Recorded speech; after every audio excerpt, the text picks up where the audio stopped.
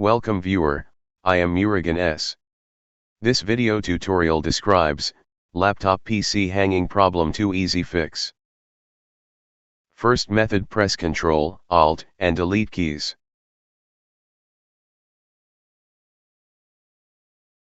Click Sign Out.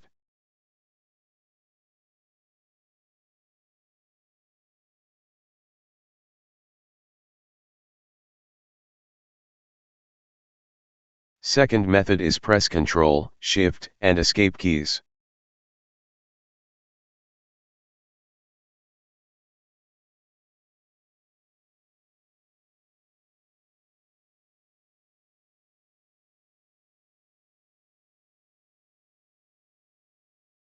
Restart Windows Explorer.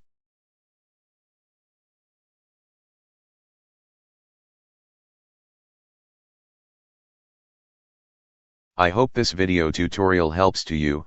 Please like, share, and don't forget to subscribe my channel. Thank you very much. See you next video.